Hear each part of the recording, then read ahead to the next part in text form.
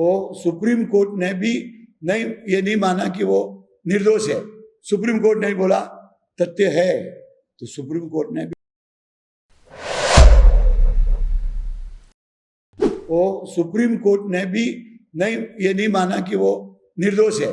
Supreme court ने बोला तथ्य है, तो सुप्रीम कोर्ट ने प्राइवेट जॉब में नहीं जाना चाहते, सरकारी जॉब में जाना चाहते, तो वहां आपको दिखता है कि बेरोजगारी है, परंतु प्राइवेट पूरे दुनिया में आकर्षण के केंद्र बने हुए हैं। और वो भी देख रहे हैं कि मोदी मोदी मोदी, तो मोदी की देश में कितनी लोकप्रियता है, कितने हद तक वो देश में, अगर मोदी जी लोगों में एक आकर्षण का केंद्र है। अभी देखिए आप, टेस्ला जो इलेक्ट्रिक व्हीकल है, चर्चा का पूछे विश्व में सारी गाड़ी डाउन हो जाएगी। Tesla Musk most popular man in world, अब वो अभी चर्चा चल रही है कि महाराष्ट्र में आ सकते।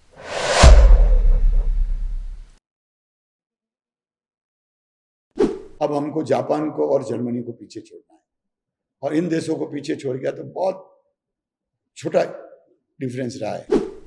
140 करोड़ का देश, और उसमें लोकतंत्र की स्थापना, पूर्ण स्थापना अच्छी तरह से, और उसी के साथ विश्वविख्यात प्रधानमंत्री नरेंद्र मोदी जी की अपनी छवि पूरे जो विश्व में बनी है, फिर वो चीन हो, रशिया हो, अमेरिका हो, कनाडा हो, ऑस्ट्रेलिया हो, यूरोप हो, मिडिल ईस्ट हो। महाराष्ट्र से करीबन इस समय हमने स्टैटिस्टिक्स निकाला, सिर्फ महाराष्ट्र से 70 लाख लोग से 1 करोड़ लोग महाराष्ट्र से जाएंगे।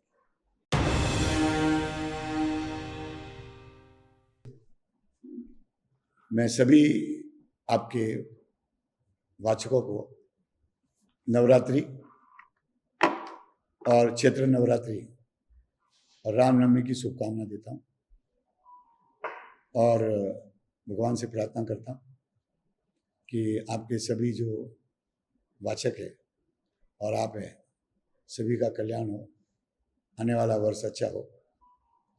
उसी के साथ चर्चा करते करते मैं ये कहना चाहता हूँ कि ये लोकसभा के जो चुनाव है, ये लोकसभा के चुनाव पूरे विश्व में आकर्षण का केंद्र बने हुए हैं। उसके दो कारण हैं। 140 करोड़ का देश, और उसमें लोकतंत्र की स्थापना, पूर्ण स्थापना अच्छी तरह से, और उसी के साथ विश्वविख्यात प्रधानमंत्री नरेंद्र मोदी जी की अपनी छवि पूरे जो विश्व में बनी है, उसके कारण फिर वो चीन हो, रशिया हो, अमेरिका हो, कनाडा हो, ऑस्ट्रेलिया हो, यूरोप हो, मिडिल ईस्ट हो, और तीसरा भारत की आर्थिक स्थिति जो बन रही है, क्योंकि हम 5वें तो आ गए, इंग्लैंड को तो हमने पीछे छोड़ दिया, अब हमको जापान को और जर्मनी को पीछे छोड़ना है, और इन देशों को पीछे छोड़ गया तो बहुत छोटा डिफरेंस रहा है। अगर इस देशों को हम पीछे छोड़ देते हैं तो मुझे लगता है कि जो मोदी जी का सपना है और इस देश का सपना है कि हम विश्व की तीसरे स्तर की अर्थव्यवस्था बन जाएंगे, तो वो लोग देख रहे हैं कि क्या कारण है। पूरे दुनिया का इन्वेस्टमेंट हिंदुस्तान में आ रहा है, पूरी दुनिया का, और उसके कारण लोगों में एक आकर्षण का केंद्र है। अभी देखिए आप, टेस्ला जो इलेक्ट्रिक व्हीकल है, चर्चा का पूछे विश्व में सारी गाड़ी डाउन हो जाएगी। Tesla Musk most popular man in world, अब वो अभी चर्चा चल रही है कि महाराष्ट्र में आ सकता है, पर टेस्ला का हिंदुस्तान में आना इज अ रिवॉल्यूशन। एप्पल का चाइना छोड़कर हिंदुस्तान में आना is a revolution. 1/3 mobile of Apple का जो हिंदुस्तान में बनना है इज अ रिवॉल्यूशन। दूसरे भी जो बहुत सारे मोबाइल्स है वो मैन्युफैक्चरिंग हब बन रहा है। तो इस रिवॉल्यूशन में electronics chips most technology difficult thing है। अब टाटा के साथ उनकी टाइप हो रही है, तो वो इलेक्ट्रॉनिक चिप्स हिंदुस्तान में बनेगी। एक बहुत बड़ा आकर्षण का केंद्र है, अमेरिका को छोड़ के, चीन को छोड़ के, और लाखों करोड़ रुपए का इन्वेस्टमेंट है, तो वो आ रहा है। तो एक इन्वेस्टमेंट का है। इसके लिए लोकसभा के चुनाव पूरे दुनिया में आकर्षण के केंद्र बने हुए हैं, और वो भी देख रहे हैं कि मोदी मोदी मोदी। तो मोदी की देश में कितनी लोकप्रियता है, कितने हद तक वो देश में कंट्रोल करते हैं। अगर मोदी जी अच्छी तरह से बड़ी संख्या में सीटें जीत कर आते हैं तो देश में स्टेबिलिटी और बढ़ेगी, और जब स्थिरता आएगी, स्टेबिलिटी बढ़ेगी, तो इंडस्ट्री कहाँ जाती है? आप उद्योग धंधा कहाँ? नक्सलाइट एरिया में तो नहीं लगाएंगे, आप माओवादी एरिया में तो नहीं लगाएंगे। आप इंडस्ट्री वहाँ लगाएंगे जहाँ पर साधन है, पानी, इलेक्ट्रिसिटी, बिजली, लेबर है एक, परंतु जहाँ पर शांति है, जहाँ पीसफुल है।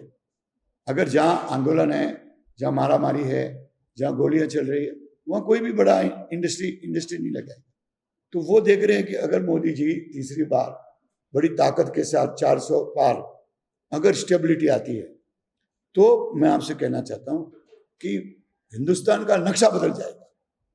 और जो ये माननीय राहुल जी जो चर्चा कर रहे हैं, बेरोजगारी, महंगाई, ये सब मिथ्या है। बेरोजगारी की क्वालिटी है, कौन बेरोजगार है उसकी भी अगर चर्चा करने का विषय नहीं है, पर कौन बेरोजगार है, कौन नहीं बेरोजगार है। तो पर्टिकुलरली देखने जाए तो लोग प्राइवेट जॉब में नहीं जाना चाहते, सरकारी जॉब में जाना चाहते, तो वहां आपको दिखता है कि बेरोजगारी है। परंतु प्राइवेट जॉब में अगर जाना चाहे तो बहुत सारी अपॉर्चुनिटीज है, तो उसके भी एक अपनी है, मैं उसमें वो चर्चा नहीं जाना चाहता। महंगाई भी आपके पेपरों में भी 4 दिन पहले आया है कि थोक महंगाई कम हुई है, तो महंगाई भी कोई माहौल नहीं है। अभी अभी हमारे राहुल जी की देश की भ्रमण यात्रा, यूनिटी तो नाम है, आपके सिरोही बाजार से निकले, भीड़ मिलने वाली है। आप अगर कल रथ लेके निकलो तो भीड़ मिलने वाली है। अगर आप किसी चौराहे में खड़े हो तो आकर्षण के केंद्र हो तो भीड़ मिलने वाली है।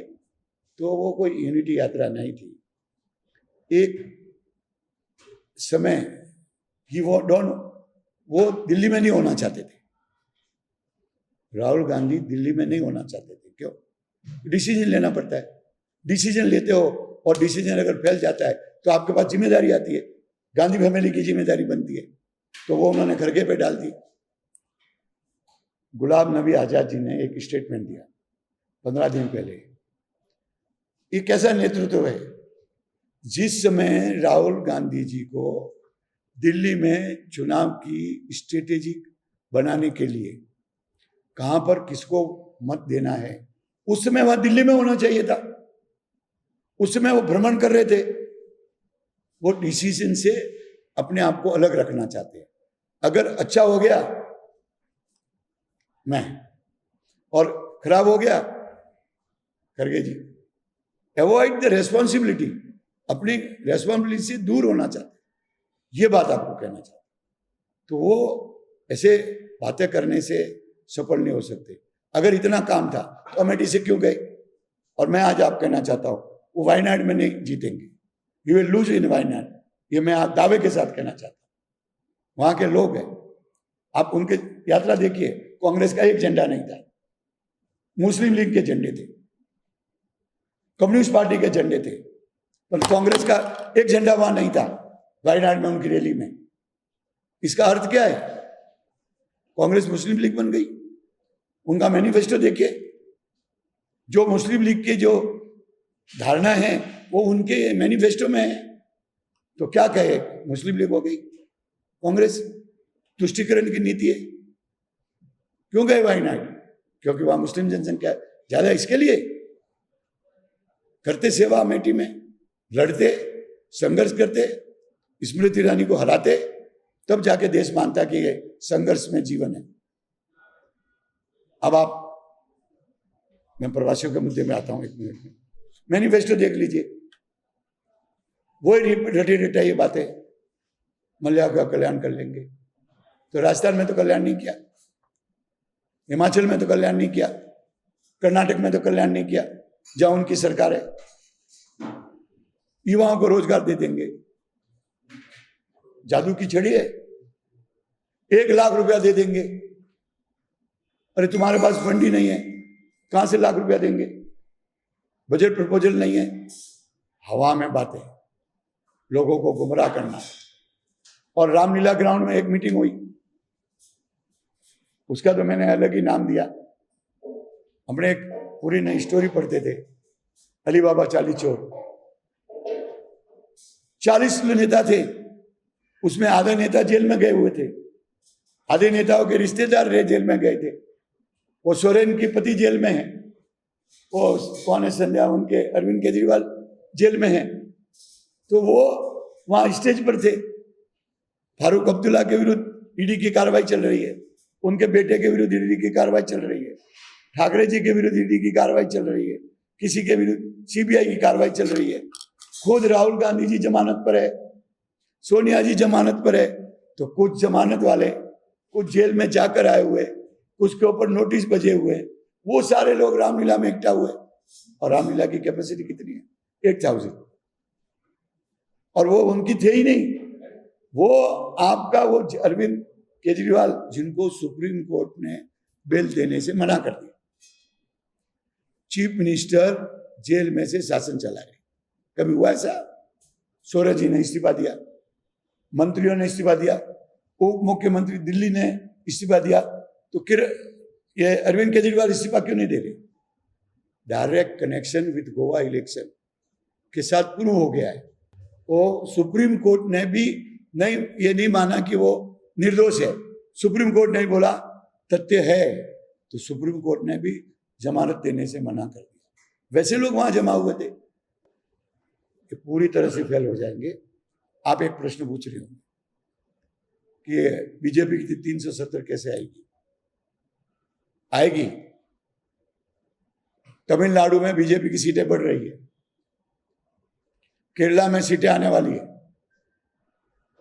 और आंध्र प्रदेश में सीटें बढ़ने वाली है, तेलंगाना में सीटें बढ़ने वाली है, पश्चिम बंगाल में सीटें बढ़ने वाली है, आसाम में सीटें बढ़ने वाली है, ये आ रही है। फिर बोले कि 400 पार, 400 पार। जो हमारे साथ एलाइज है, एलाइज की सीट नायडू जी ने हमारे साथ आंध्र में एलाइड किया, उनकी सीटें बढ़ेगी। हमारे साथ नितिन जी ने बिहार में अलायंस किया, उनकी सीटें बढ़ेगी। जिन्होंने हमारे साथ अलायंस किया है, उनकी महाराष्ट्र में आपके एकनाथ जी शिंदे ने अलायंस किया, उनको 18 सीटें मिली है, उनकी सीटें मिलेगी। तो 370 और उसके ऊपर 400 पार, मतलब 405, 35 सीट का ही तो फर्क पड़ा है।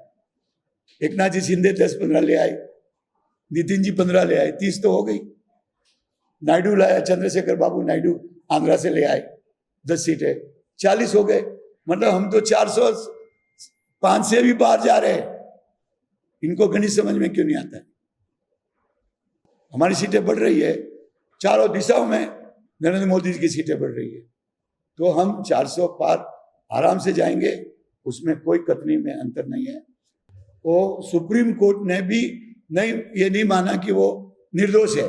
सुप्रीम कोर्ट ने बोला तथ्य है, तो सुप्रीम कोर्ट ने भी जमानत देने से मना कर दिया।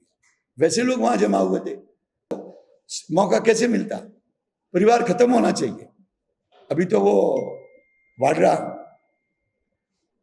जमाई राज, पहले तो युवराज थे, अभी वो बेटी भी तो आ गई, सोनिया जी भी है, राहुल जी भी है। अब जमाई राज बोले मुझे मौका मिला तो अमेठी से मैं लड़ने को तैयार हूं, तो जमाई राज भी आ गए। इससे बड़ा परिवारवाद क्या है? लालू ने एक लड़की को टिकट दिया, अब 2 को दे दिया, 2 बेटे चुनाव लड़ रहे, 2 बेटियां चुनाव लड़ रही है। परिवारवाद। उद्धव जी का परिवारवाद। अपना तमिलनाडु के चीफ मिनिस्टर स्टालिन पूरा परिवार, बहन भाई बुआ, सब राजनीति में परिवारवाद, इससे ज्यादा परिवारवाद खत्म होना चाहिए। मोदी जी जो आक्रमण कर रहे परिवार में, खत्म होना चाहिए। और अंत में मेरा मुद्दा प्रवासियों का, मैं प्रवासियों का अध्यक्ष हूँ और महाराष्ट्र में भी जो चुनाव समिति है उसमें मेरे पास 7 जिम्मेदारियां हैं। उसमें प्रवासी मूवमेंट की जिम्मेदारी मेरे पास है। 2 तरह के प्रवासी, एक प्रवासी आते हैं, एक प्रवासी जाते हैं। महाराष्ट्र से करीबन इस समय हमने स्टैटिस्टिक्स निकाला, सिर्फ महाराष्ट्र से 70 लाख लोग से 1 करोड़ लोग महाराष्ट्र से जाएंगे और मैं 30-35 लाख तो सिर्फ राजस्थान में ही आने वाले, उत्तर प्रदेश में 20 से 25 लाख लोग जाने वाले, साउथ इंडिया में जाने वाले। तो हमने दोहरी नीति अपनाई है। एक तो जा रहे हैं, उनसे कह रहे जाओ, क्योंकि या 19 और 26 को चुनाव है, तो प्रवासियों को कह रहे जाओ, और दूसरा भी चले गए तो हमारा क्या होगा? हमारे चुनाव जो है ना वो बाद की तारीखों में है, तो हमारा क्या होगा? तो हमने कहा जाओ और जल्दी वापिस आओ। राजस्थान के चुनाव करा के, राजस्थान की शादियां करा के आप जाओ, वापिस आओ। मैंने यहाँ एसएन पूनिया करके इंचार्ज है प्रवासियों, पूरा नाम गजानन या गणपत पूनिया करके राजस्थान के इंचार्ज है, उनसे मैंने टेलीफोन से बात की। बोले आप बोल रहे भेजो प्रवासियों को, भेजो प्रवासियों को। अरे पर ये आगे तो हमारा क्या होगा? महाराष्ट्र में से 70 लाख से 1 करोड़ कम हो जाते, तो हमारा क्या होगा? बोले एक बार हम चालेसा भी एक जोधपुर में, उनसे भी मैंने बात की कि अभी आप भेजो, फिर एक नई मूवमेंट हम चलाएंगे 26 तारीख के बाद, जाओ अपने प्रदेश में वोट करने के लिए, काम करने के लिए। तो ये प्रवासियों के द्वारा मूवमेंट है। एक बार अपने प्रदेशों में जाओ, वहां बीजेपी की मदद करो और फिर वो करके जिम्मेदारी निभा के अपने प्रदेश में जहां अपनी रोजी रोटी है वहां आओ, ऐसा है।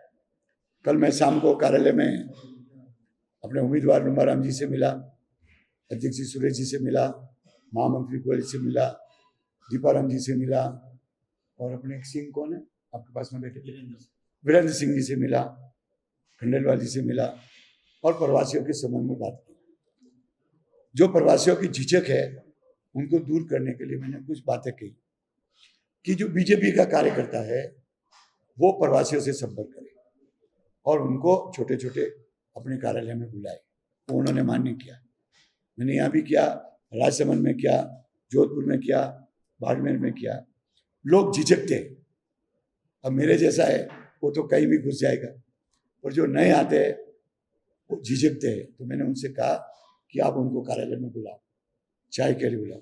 9 दिन बचे चुनाव में, कितने दिन है? आज 16 तो हो गई, 17, 18, 19, 21, 22, 23, 24, 8 दिन। आज का दिन निकालते 8 दिन बचे। 8 दिन कोई ज्यादा नहीं होते। तो मैंने कहा प्रवासी, और आपके माध्यम से मैं कहना चाहता हूं, जबरदस्त प्रवासी राजस्थान में आए। राजसमंद, उदयपुर, बीकानेर, बाड़मेर, सिरोही, जालोर, पाली, जोधपुर के कुछ एरियाज भर गए, गाड़ियां खड़ी रहने। अभी मेरा गांव भुगनी शायद राजस्थान के नक्शे में भी नहीं, छोटा सा गांव है, पार्किंग की प्रॉब्लम है, पार्किंग की प्रॉब्लम है। और एक छोटे से गांव में 19 शादियां है। मैं उनको बोला भैया वोट करके जाना। अरे नहीं, बीजेपी जीता रहे, नहीं चाहिए हमें, कौन जा। मैं कह नहीं, यहाँ बीजेपी को जिताना फिर वापिस आ जाना। तो बहुत बड़ी संख्या में आए और बहुत बड़ी संख्या में ताकत लगाएंगे और बड़ी बातें करेंगे। ये मेरे कहना चाहता हूँ कि प्रवासी बड़ी संख्या में आ रहे हैं, काम करेंगे और मोदी जी के परचम को हिंदुस्तान में फहराएंगे, विश्व में फहराएंगे। भारत विश्व की तीसरी अर्थव्यवस्था बनेगी। एक नया सवेरा होगा।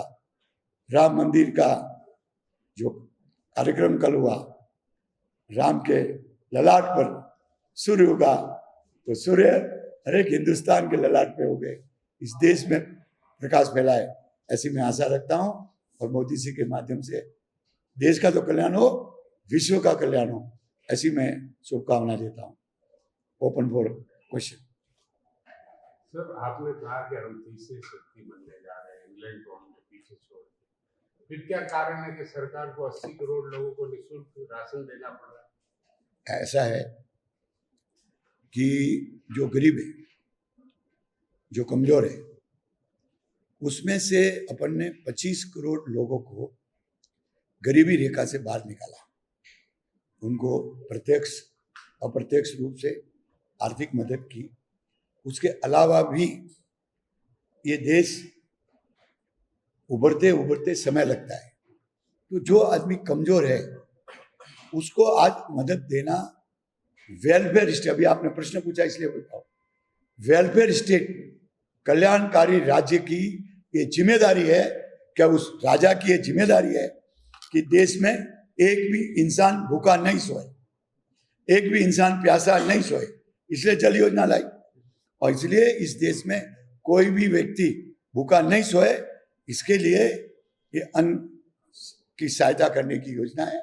और धीरे धीरे जो जो लोग ताकतवर बनेंगे, गरीबी रेखा से बाहर निकलेंगे, तो वो कैटेगरी से भी बाहर निकलेंगे, तो कम होते जाएंगे। आप कहते हैं कि ये सामाजिक सुरक्षा की योजना है, अगर भाजपा करती है तो सामाजिक सुरक्षा, और राहुल गांधी कहते हैं तो मुस्लिम लीग का मुद्दा हो।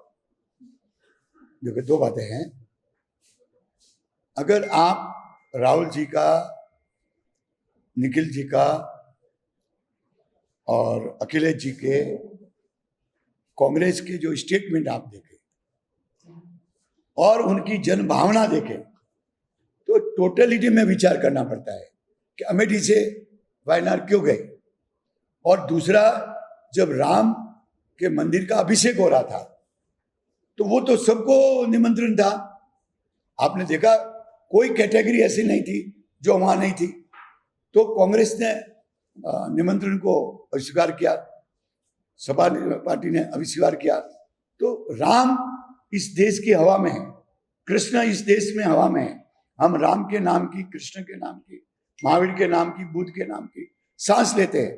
तो आप इतना महत्वपूर्ण 500 साल के बाद हमारा इस देश का राम का मंदिर का अभिषेक हो रहा है और उसमें आप जाने से मना करते हैं, तो वो किसी वर्ग को, जाति विशेष को, धर्म विशेष को एक मैसेज देना चाहते हैं, और वही तुष्टीकरण की नीति है। इसलिए हम उन पर आरोप लगाते हैं कि आपका जो मैनिफेस्टो है वो भी तुष्टीकरण की नीति है, और आपकी सभा में आपका कांग्रेस का एक झंडा नहीं और मुस्लिम लीग के झंडे थे, तो आप क्या मैसेज देना चाहते हो? इसलिए हम कहते हैं कि आप भाजपा में और उसमें ये फर्क है। अच्छा सर, आप टिकट मांगने के समय आपने प्रेस कॉन्फ्रेंस की थी, उसके बाद अब जबकि चुनाव लगभग निपटने का वो है, आपने प्रेस कॉन्फ्रेंस की। इस बीच में आप यहाँ होते ही भाजपा के किसी कार्यक्रम में नजर नहीं आए, ना चुनाव प्रचार। मैं स्थानिक हूँ, मैं एक राजनीतिक कार्यकर्ता हूँ, भारतीय जनता पार्टी का उच्च पदाधिकारी हूँ। मेरी इच्छा है कि मुझे टिकट मिले, उसके लिए मैंने प्रयत्न किए। पार्टी को लगा कि लुम्बाराम जी उचित उम्मीदवार है, उनको दिया। मैं लुम्बाराम जी का अभिनंदन करता हूँ। अब बोले गैप, मैं भारतीय जनता पार्टी महाराष्ट्र और भारतीय जनता पार्टी मुंबई, दो प्रदेश है, उनकी चुनाव समिति में हूँ और वहाँ का उपाध्यक्ष हूँ। तो मेरे पास बहुत सारी जिम्मेदारियाँ हैं। तो मुझे जिस प्रदेश में मैं हूँ वहाँ का काम करता हूँ। उसके बाद मुझे लगा कि अभी मुझे 5-7 दिन चुनाव के बाकी है, उसमें मुझे राजस्थान जाना चाहिए। तो मैं केंद्रीय नेतृत्व से चर्चा लेके, इसमें मैं आपको इस मीटिंग के बाद फोन भी बता सकता हूँ, उनसे मैंने पूछ के कि मैं अभी राजस्थान जा रहा हूँ, 6-7 दिन रहूँगा, प्रवासियों के बीच में रहूँगा, उनके साथ भारतीय जनता पार्टी के साथ संपर्क करवाऊँगा। इसलिए मैं अंतिम में नहीं आया, अभी भी 9-10 दिन बाकी है। मैं जा रहा हूँ, आज शाम को दोपहर को भिनमाल जा रहा हूँ, शाम को जालोर जा रहा हूँ, कल बाड़मेर जा रहा हूँ, राजसमंद जा रहा हूँ, फिर जहाँ कहीं भी चुनाव बाकी होंगे, क्योंकि कल तो चुनाव काफ़ी जगह तो हो जाएंगे। फिर उसके बाद में मेरे पास समय है, 20 मई को महाराष्ट्र के चुनाव है, तो हमारे पास काफ़ी समय है। तो इसलिए मैं आया हूँ कि बीच का जो गैप है ना, उसमें भी कहीं ना कहीं तो काम कर रहा था।